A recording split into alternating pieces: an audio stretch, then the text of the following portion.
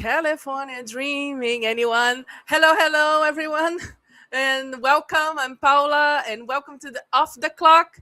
This is the show where job titles take a break and real conversations take the spotlight. No labels, no LinkedIn perfect answers, just honest conversations. Quick thing before we get started, if you enjoy real conversation like this one, make sure to subscribe to my channel.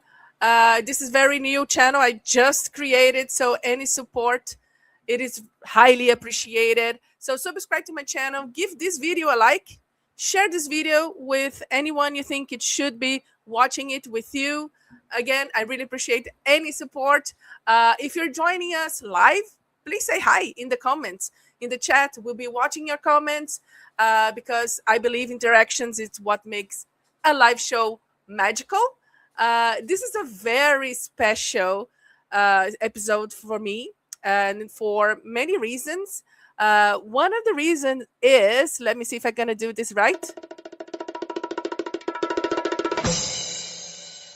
I hope you all watched my sound effect. So this is my very first episode. This is episode number 1. And I truly couldn't imagine a better person to kick this off with. So let me welcome him. So welcome, Craig Sullivan. I'm loving this sound effect. I'm sorry. I'm like a kid, in Disneyland or something. But yeah, so Craig Sullivan is my very first Off the Clock guest. And he is not California dreaming. He actually calls California home. So thank you so much, Craig, for being here. Craig is the founder of Click Media, familiar face in hospitality, media events, and someone who's seen the industry from just about every angle. So again, welcome to the show, Craig. Thank you for being here. Thank you, Paula. It's a pleasure and an honor to be your first guest. You and I have known each other for a few years now. We've become good friends. I've followed your career. I think this is outstanding, and I love it. Thank you very much. And I have subscribed, and I am following your channel. So, thank you. You've always been very supportive. Like you said, we kind of met. I don't know how to say that, but virtually at least. We know each other for a few years, and from the very first message that I send you, you've always been very kind and supportive. So thank you so much. But Craig, before we go fully off the clock, let's warm things up a bit. So as I mentioned, you live in California.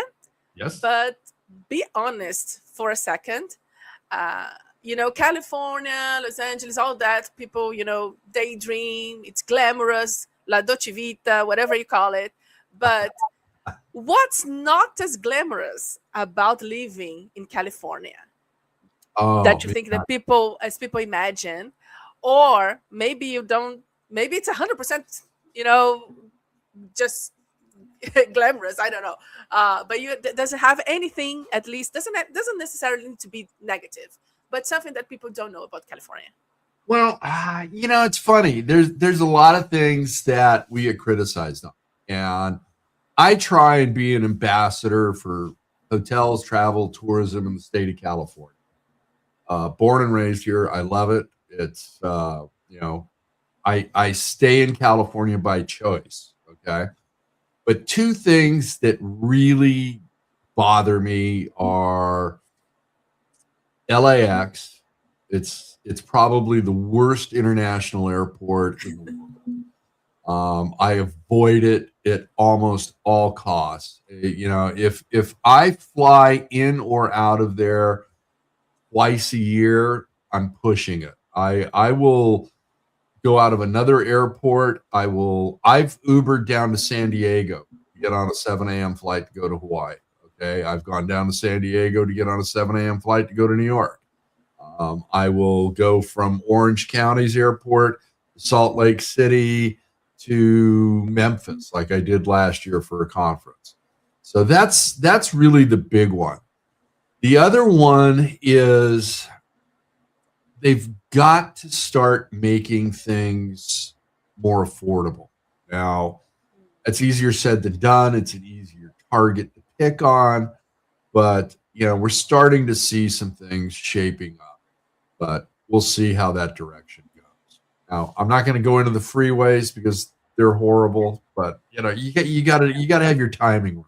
Okay, I never plan a meeting in Los Angeles before 9 a.m. Okay, I'm just not going to do it. No, but And go. Sorry, go ahead. I said, and that meeting, it starts running long, and I'm trying to get back in my car and on the freeway before 3 p.m. Okay, because I know that's going to add at least another hour to my drive. So, it's let's get in there, let's get the business done. If we're having a meal, great, but I'm out. I got to get out of there. So, but Yeah, other I than think that, that's a I love it here. We've got great weather. We've got yeah. some of the prettiest coastline in the country. You could be snow skiing in the morning and you can be surfing or scuba diving in the afternoon, and you can't do that in a lot of states. You can't do it the other way because if you're scuba diving, you can't go into high altitudes. Yeah. But we've just got so much, and if you look at it, sports and entertainment wise, we've got two of every professional sport in LA or the greater LA area. Okay, basketball, the NFL, Major League Baseball, MLS, it goes on and on. And then you start throwing in, major universities and their sports programs. And, so we've got a lot here. And, do we pay a tax for that? Yeah, we do. But, it's like being on a toll road. It's going to save me a half hour, 45 minutes or more. Yeah, I'm going to pay the toll and tippity doo dah, I'm on my way down the road. Well, I had never been in California, so I have nothing to add to this conversation. This part of the conversation. Wow, you got to go to Disneyland. Come on. It's definitely on my list for sure. For sure, Yeah. It is a place that you dream of, and when I was starting to put together the show with you and all that, there are so many. So I love to play with songs like lyrics and stuff, and there are so many songs with California. Honestly, like this is like inspiration for many. Do you have a favorite one, like Hotel California? I don't know. Yeah, California Dreaming. that's the one, unless you own a hotel and you called it Hotel California, because then you're never going to get found on Google. Yeah, true. Eagle song. Yeah. No, I love that. California Dreaming's another one. There is a long list of California songs, but those two are at the very top of the list. Yeah. Okay, so Craig, let's talk a little bit about your career and and what you do. So you've built media platforms, hosted shows, organized events, spent years connecting people in the industry, in hospitality. But for anyone who is watching this show and might not know who you are yet, I don't know how, but it could happen, one or two people. How do you usually explain what you do, like in a nutshell? Well, I always started off as that I'm a deal person, not an operations person. I've been lucky enough to have been working on hotel transactions and in the industry for 30 plus years now. Started out publicly held corporate America, spent 38 years there, 28 at one company. Then got lucky enough to be invited to work for a client at their hotel company. And I was on the development and management side. Then I moved on to another company, and I was executive vice president of their development team. And then one more company, and it's a boutique company, and I was their chief development officer. I've been involved with and helped underwrite and close nearly $25 billion worth of hotel transactions coast to coast, and a little bit of international work as well. Matter of fact, right now I'm digging into an international deal that could be pretty interesting. Oh, exciting! Yeah. Is Brazil involved somehow? No. No, wrong hemisphere. So Oh, So, Craig, you have to make some deals here. Come on. yeah, no, I'd love to. I love Rio, so it's like yeah. But it's funny because I launched the California Lodging Investment Conference over 9 years ago. I came back from my favorite conference, which is the Lodging Conference in Phoenix every year, and a lot of the people on state were bagging on California, and I went, "Whoa, wait a minute!" At the time, I think we had the sixth largest global economy. I'm going, "Hey, how about a thank you?" And I was working for this boutique hotel company, and I called 10 different industry leaders and asked them to meet me in my office, sent them 10 separate invitations because I didn't want any posturing and I didn't want anybody talking. And I figured the only way they're going to figure out something is they bump into each other in the parking lot or in the elevator lobby of the office building. So had them all. Every time I heard the ding of the elevator, I got them into my conference room. I had my admin in there making sure that they were comfortable and taken care of. And 6 months later, we had our first California Lodging Investment Conference. And we focused exclusively on that market. We've sold out. We've had 9, 8 in person, 1 virtual, and we've sold out all of those but 1. And it's been a tremendous ride. And then during COVID, I got back into podcasting, just doing an audio show, and I was bored out of my mind. I need to have this. I need to see who I'm talking to. It just engages me more. So a lot of help from a man that I call brother, and that's Glenn Hausman. He walked me through everything, and then he is responsible for me having gas. That's gear acquisition syndrome. Every time there's a new piece of gear, I got to look at it. It's a horrible obsession. New microphones, new cameras, new mixers, new everything. But Glenn was instrumental, and then we launched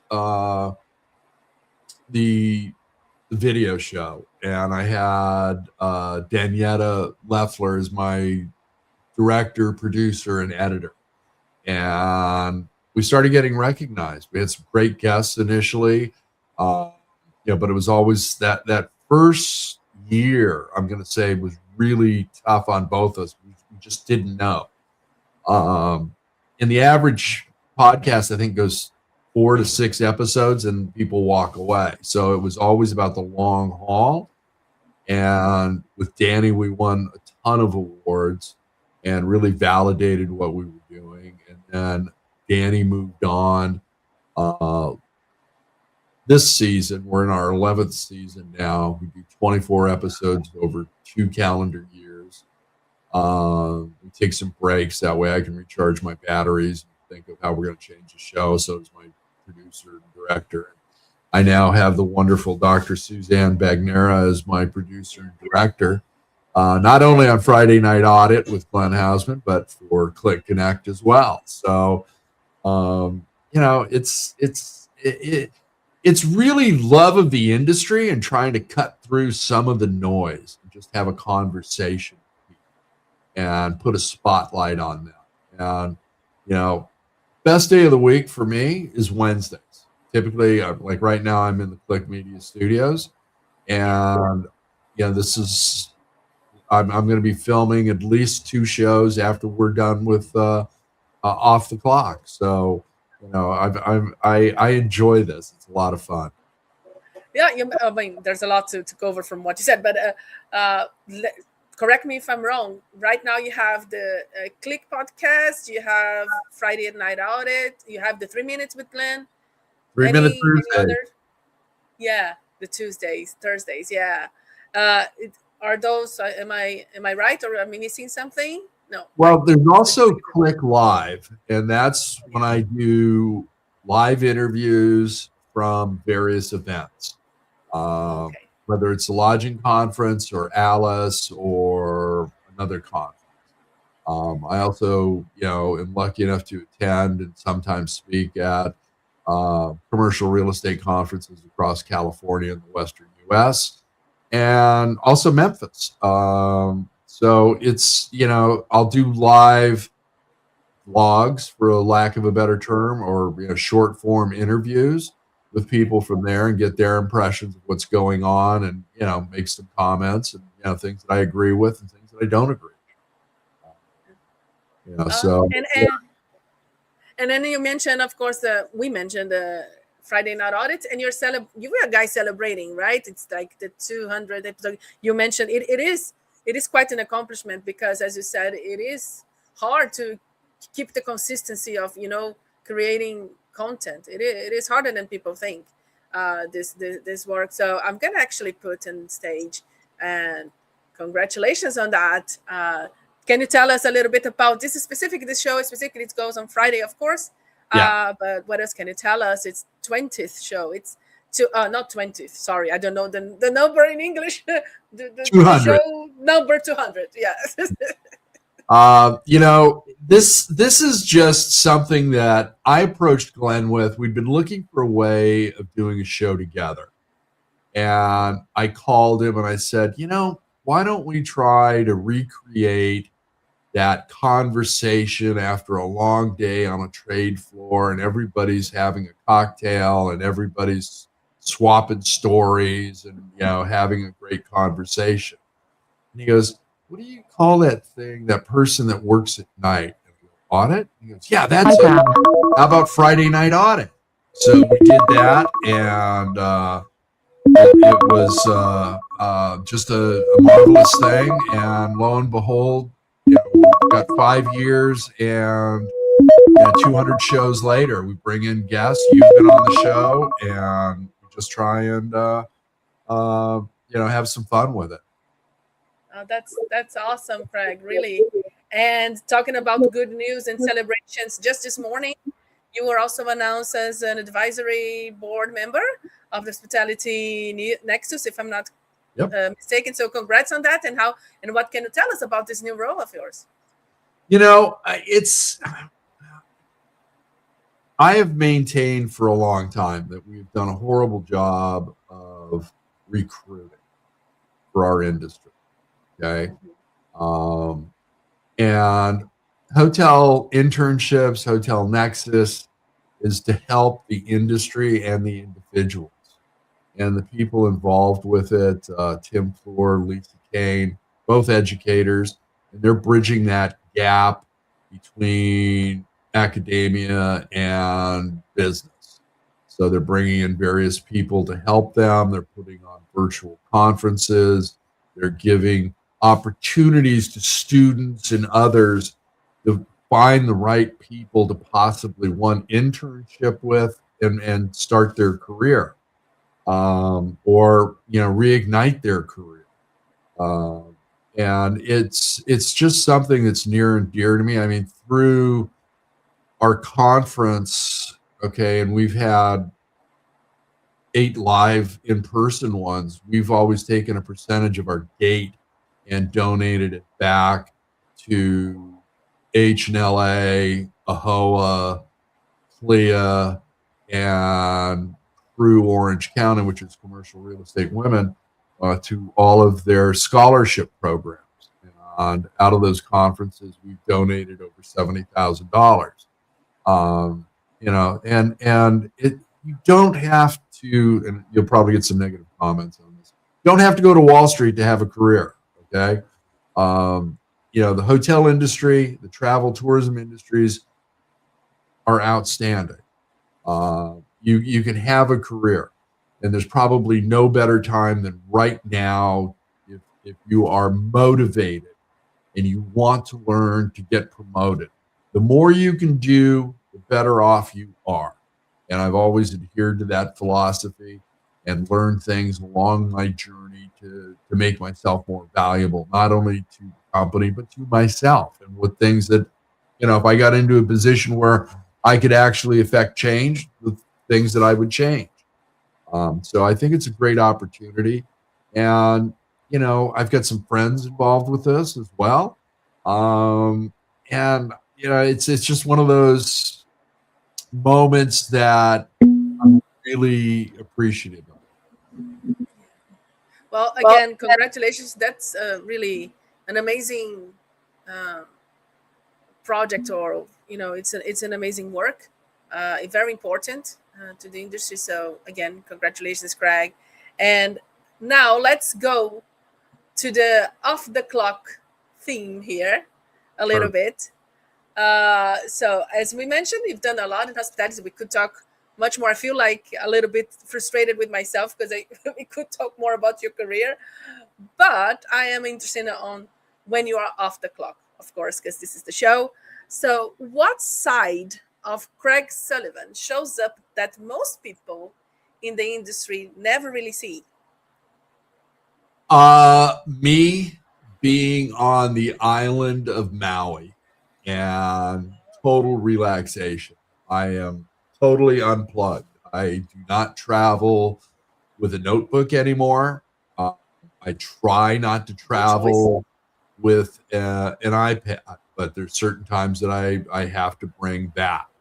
But I didn't bring anything other than my cell phone when I go to Hawaii, and I don't do emails. I don't reply Nice. to business texts because people who know me know that I'm gone. Uh, that was always the conversation I had working somewhere. It's like, okay, I'm in Hawaii. You need to ask yourself, if you can't answer this in a split second, then don't call me. What time is it there? Is it an emergency? Yeah, it's like, don't call me at 6 a.m. Hawaii Standard. And inevitably, we get that call. But this, I was just there with my son, and we got to take father son vacation first time in over a decade. My son became a father 9 years ago, so it's important that we take my grandson there. A lot of Sullivan family history on that island, uh, and it's. I did a Friday night audit, an abbreviated one there, and I got all these comments about, God, you're so relaxed, and I went, Yep, I'm on island time, so yeah. So that's probably the biggest thing. I love music. That's another thing. I love art galleries and museums. That's another. Scuba diving's a big passion. Nice. It's Yeah, things I can do with it's my really, family and friends. yeah, it's really nice to to see like successful people like yourself that of course focus on work, but also focus on, it is possible to have some sort of balance in life, and it don't have to be we are, I don't know, you mentioned notes that you don't take notebooks. I think that's really wise. But even with phones now, we are always, connected. And yeah, I really like your answer and the way you're living your life. Really, really good. I do And not read Craig, documents, or I do not read documents or respond to long emails on my phone. I stopped that a while ago. Um, I'm in a position in my life that's I am exceedingly appreciative of. I can come and go as I please. Uh, I've been nice. offered consulting opportunities, and basically I've turned them down. They're just too much of a time commitment. Uh, it's got to be something that really piques my curiosity, something that I can feel that I could really add benefit to. Um, but it's the shows, it's been the conference, my family, my friends. I mean, there's a select group of people that I travel with, whether it's for business or leisure, and I like that. And I don't punch You're a right. clock, so it's good. It's good to be me. Yeah, yeah, it is. It sounds like. And now that you mentioned that, you like being with friends, family, go to events, conferences, stuff. You are known as a real connector in the industry. Thank you. I mean, you are, again. I mentioned in the beginning. You were very always. You are a kind person, polite. You could be, I don't know, a diva, but you're not. And I can testify for that. But do you think, Craig, is this something, this ability of connecting people specifically, do you think that's something that you were born with? You always been like that, or is something that you learn? along the over the years? I think it's more of a case that it was something in me that escaped when I started working sales.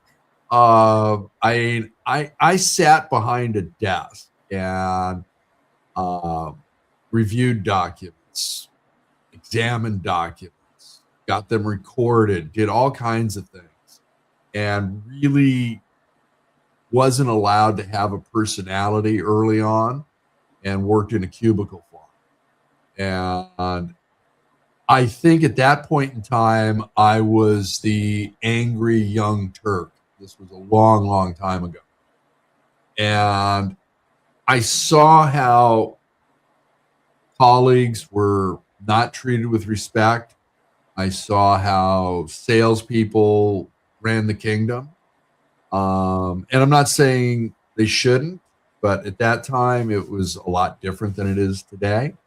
And then I decided to go into sales, and I knew that my technical background would help me, and it released my personality. I was angry and quiet for probably 10 years. Okay, not a real pleasant person to be around, but at some point when I got out from behind the desk and started doing other things on top of that, it just ignited something with me, and I loved it. I love what I do, and I think that's a key. I also think that anybody who's going to school right now, you should either be a dual major or have a very strong major and minor, because there's a very good chance whatever careers you're looking at right now, your primary one may not be the one you finish with. And that was certainly my case.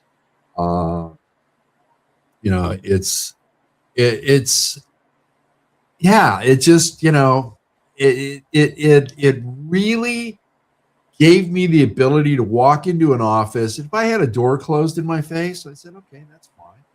Okay. Didn't take it personally. There were still 10 or 15 or 30 other people in that office that I can go talk to. Okay. So it was just an odds, thing.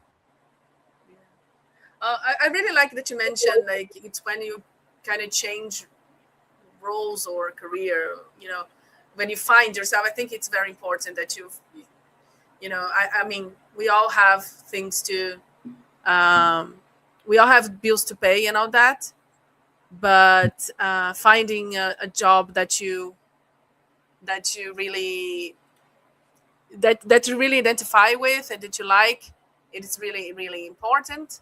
I think, Craig, you have some I've got some connectivity issues right here. I'm going to leave the studio for a second, and I'll be right back. Sure. And while Craig is fixing his camera, that's what happens in live show. Please, if you're watching us right now, send us a comment. We love comments. We love interactions.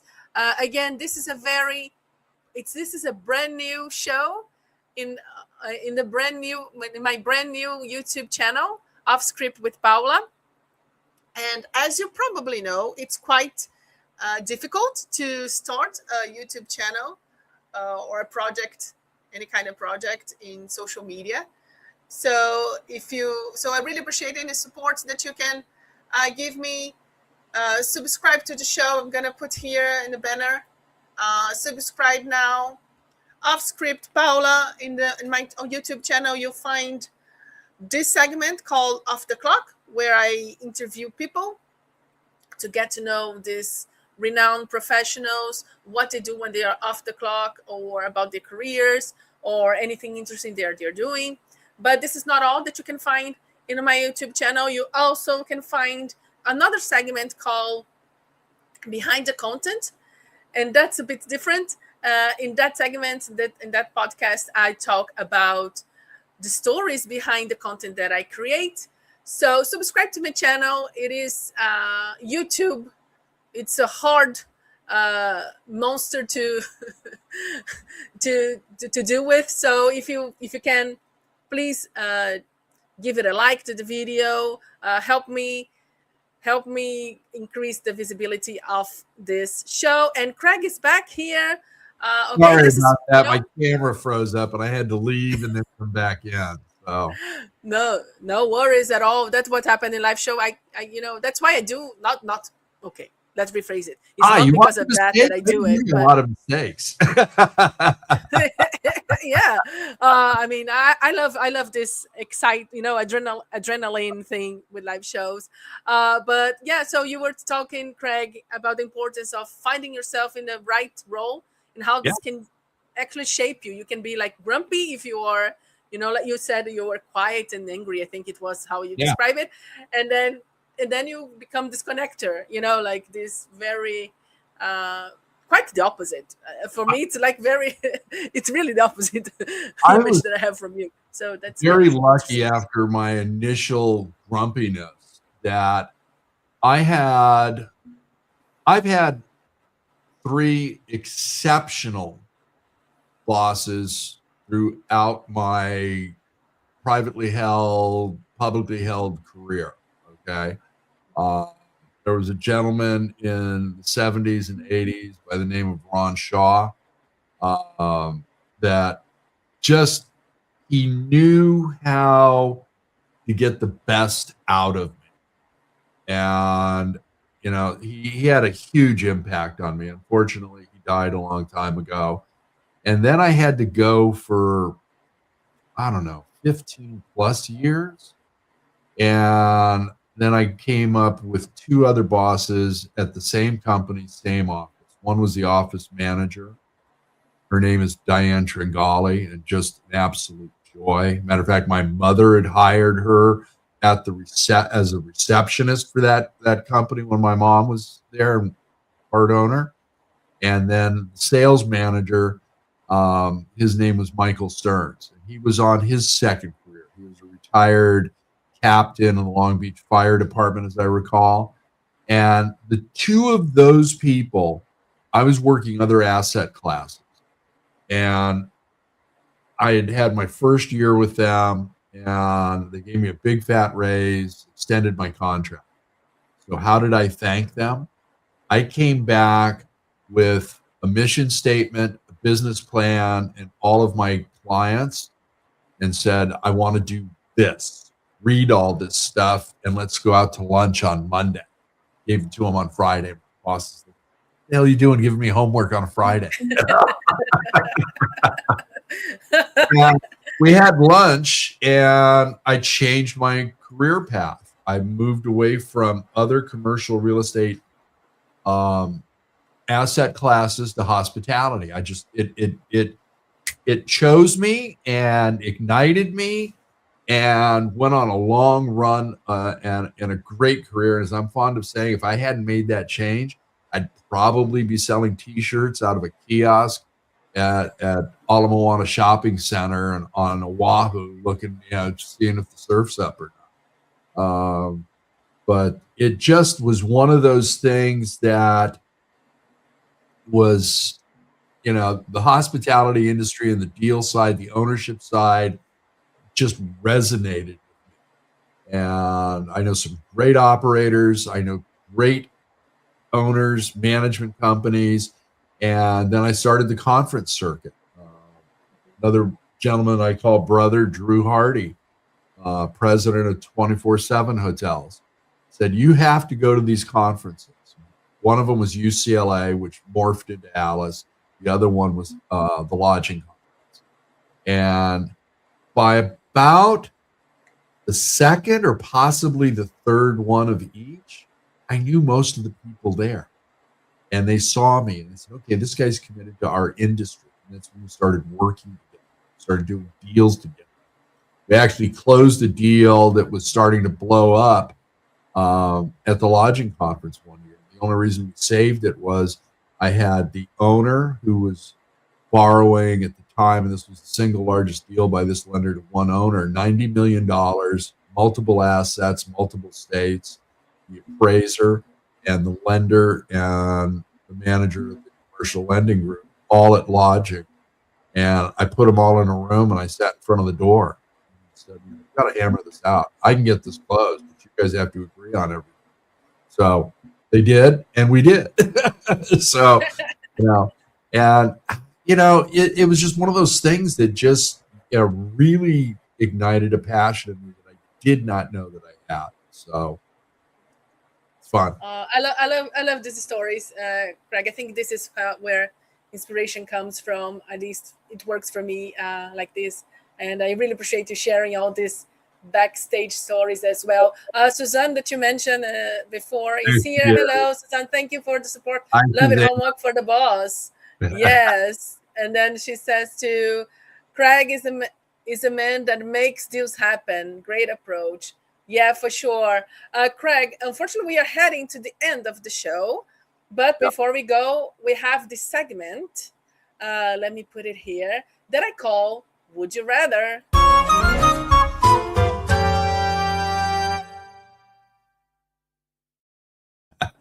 I love the graphic. AI. Would you rather is the fast, fun part of the show where Craig thinking too much is not allowed. Okay, you cannot think too much. You have to, whatever comes to your mind, you have to say it. So it's like quick dilemmas or bold choices. No overthinking, please. So because I believe that the best answers are always the most honest ones. So are you ready, Craig? I'm ready. Are you? Let's do it. I am. Yeah. I have well here doing the questions. So let's do this. So don't overthink it. Would you rather, Craig, host a live show? Let me put it here. Sorry. Here. Host a live show with zero preparation, or run an event where everything is too perfectly scripted, like you cannot go off script. Wow. I've done both, or I should say I've attempted to do both, but I would rather do a live show with zero prep. Nice. Next question. Would you rather be the host forever, like always being the host, or switch places and be the guest with absolutely no control over the questions, kind of like you're doing right now? So what do you prefer, host or guest? Host. I enjoy being a guest, but I'd rather host. Nice. Next one. Would you rather, Craig, run a hospitality event with sold out attendance, but no Wi-Fi, not working, or have half the audience, but everything working perfectly? Sold out, no Wi-Fi. My conferences, I never turned on the Wi-Fi because I wanted everybody to pay attention to the people on the stage. Nice. That's a very good approach. Don't you get? I'm sorry, going off script here because off script it's my channel. But do you get complaints? Because people freak out without Wi-Fi nowadays, or do they understand? No, I tell them up front just that hey, you know what? These people have worked hard to be part of this program and to give you information that you can take back to your office. Now, the only thing I didn't say from the stage was that I thought it was rude if you were doing your emails while we got a panel up there. And probably our third or fourth one, I did not have to make that statement anymore. And people understand that. That was just, they come up, and then I always have somebody new come up to me, go, can I get the Wi-Fi code? There isn't one. I don't do Wi-Fi. I want you to pay attention to the people on the stage, please. And that was that simple. I do not believe in turning on Wi-Fi for a conference scenario or an expo. I just don't believe it. Love it. And last question of this would rather is this one, Craig. Would you rather invest in a hotel based poorly on data, or do you trust your gut and experience? What's best, data or experience, gut? I'm going to go data, because you can always turn the hotel around with the right data. So, and the right team, obviously. Yeah, I understand that. I understand that you kind of have to, you're investing. It's a little bit. Got to look at everything. Got to figure all the angles, all the upside. What's the downside? Okay. Yeah. Suzanne here is, thank you, Suzanne. She is also participating. So she's saying that you are a zero prepper. She- she's telling you how you are off the clock, Craig. Yeah, yeah. It is about minimal prep at this time. I want to be, as a host, I want to experience what the guest has to say at the same time as the audience, because I think that gives you a more natural, more real, more in-depth Yeah. conversation. If they've got all of my questions, or if I've got all of theirs, like we're filming shows later today, and one of them, they sent me all their questions, and I was like, wow, okay, so we're going with those, but I mean, I will make some changes, but typically, all I want from somebody are bullet points. I'll craft questions from there. I don't want to know their answers. Don't want to hear them till we're in the studio. I want that authenticity. I want it to spur on a deeper conversation, because they're going to say something that'll trigger something in me. Good, good trigger, not a bad trigger. And we'll be able to dive in a little bit. Yeah, well, and I'm with you on this, and thank you, guys, for disclosure. Craig did not know what I'm gonna ask today, so No, no. so he's here for a conversation, a natural conversation. Suzanne also said guest, no work. Yeah, it's less work when you're a guest for sure than when you are the host. And Leslie, it was annoying to not have Wi-Fi, but we managed. Yeah. Yep. Thank you, Suzanne, for also being part of the Would You Rather. And to wrap things up, Craig, because it's you have other recordings to do. When everything is off, phone is down, there's no next deal that you have to worry or events to plan, nothing. What does a perfect off the clock moment look like for you? To you? Oh, that's easy. Cold beer, beach time, my dog. That's that's it. Yeah. That's why I live at the beach. So yeah. I did. So I was right with my AI graphic that I Oh created yeah, on the beach in absolutely. California. Yeah, except you gave me 3 hands and you put a little bit more weight on me. I thought AI was supposed to clean that Sorry. up. Oh, but that's annoying with the AI. I mean, I was Yeah. doing with the ChatGPT. First, they gave you 3 legs, like Oh, have a leg like out of nowhere, and then so I couldn't get it right. So I was like, never mind. This no, is but I AI. loved it. I thought it was hysterical. I think my good friend, Dr. Producer Director Suzanne, I sent her a copy of that. I said, I got 3 hands. She goes, no, you're multitasking. Oh yeah, that's a good one. Oh, she's good. Yeah, yes, it's good. That's good. Oh, she's Well, great. but She's great. yeah.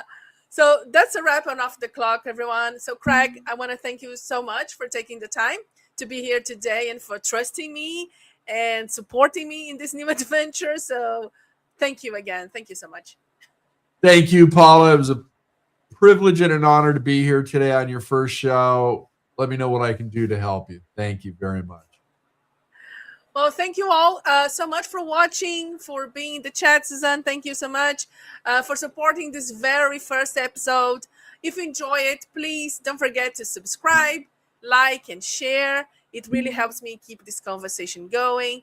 And that's it for today, everybody. This is Off the Clock, where job titles take a break and real conversations steal the spotlight. See you next time. Bye bye. Aloha.